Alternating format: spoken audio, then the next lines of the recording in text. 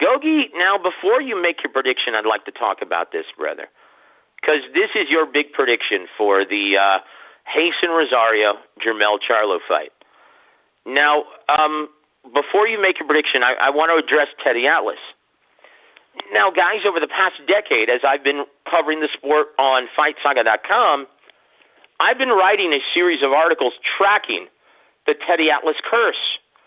Now, I know I haven't brought this up in several years, probably since about 2015, since before the Mayweather-Pacquiao fight, when Teddy Atlas boldly chose Pac-Man to win. But, guys, and it's shocking because Teddy Atlas is among the most intelligent trainers in America. He knows boxing. But for some strange reason, he can't pick a winner if his life depended on it. Let me just rattle off, guys, how many matchups he's gotten incorrect, right? Now, once again, he chose Pacquiao to beat Mayweather. And, guys, keep in mind, these are all 50-50 fights. Like, anyone can pick a wide odds matchup, but these are all 50-50 fights. He chose Margarito over Pacquiao. He chose Cotto over Margarito in their first meeting. He chose De La Hoya over Mayweather, Mosley over Cotto, Tony Thompson over Vlad Klitschko. He chose Ricardo Mayorga over De La Hoya.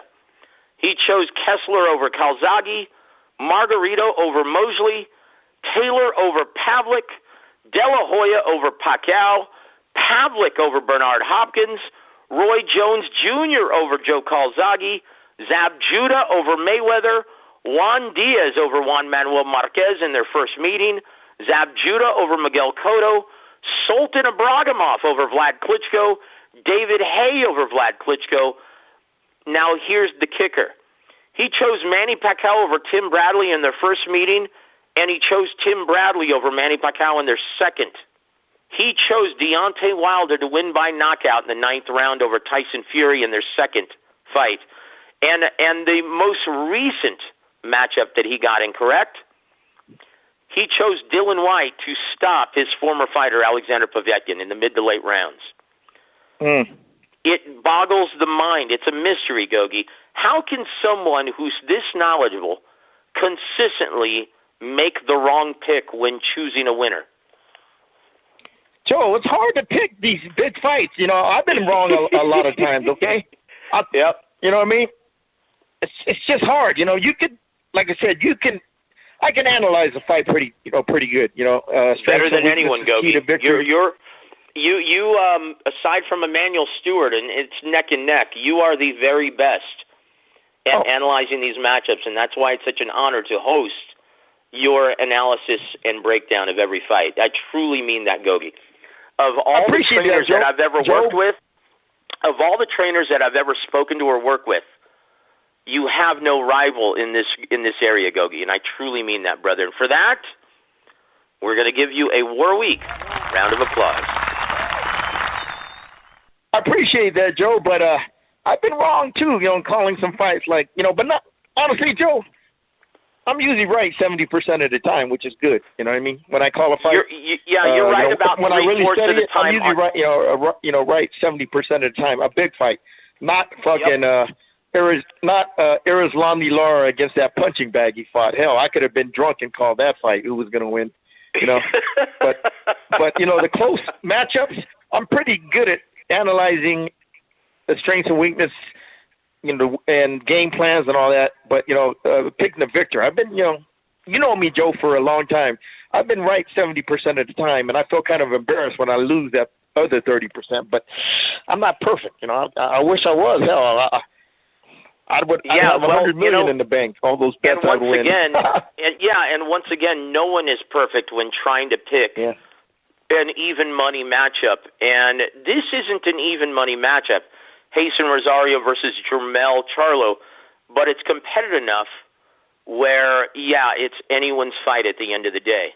And once again, this is boxing, and when you have a guy who can punch like Rosario, you can never discount his opportunity or chances to win this caliber of matchup. But, Gogue, so with that said, brother, you want to hear what Teddy Atlas picked.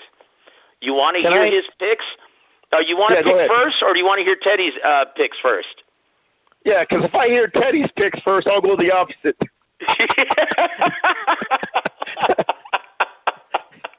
All right, let's see if you agree or disagree with Mr. Teddy Atlas. Who is going to win, Gogie? Is it going to be Jermell Charlo or Jason Rosario? What did Teddy say?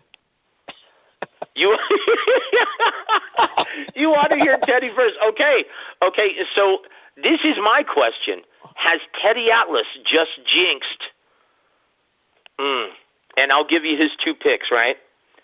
He picked Jermell Charlo to win the UD 12 against Jason Rosario, and he also picked Sergiy Derevyanchenko to upset, the mild upset, and to become the new WBC middleweight champion over Jermell Charlo.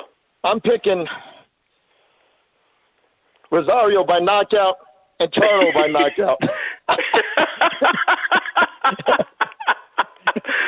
It's hard, and what's shocking, Gogie, this is not just a bad skid over maybe a year. I have been tracking this story for the past decade. Now, notice some of the matchups that I actually called out.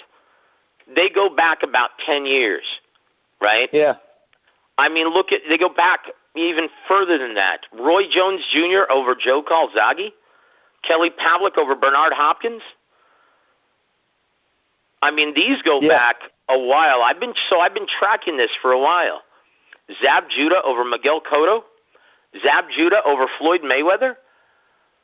Yeah, this goes back a way. So this is nothing new, and he's still making bad picks, choosing Dillian White over Povetkin and Deontay Wilder over Tyson Fury. So, yeah, I have a feeling that you just made the right call, my friend. Yeah, in fact, I think I'm going to go online and put some bets on it, you know what I mean?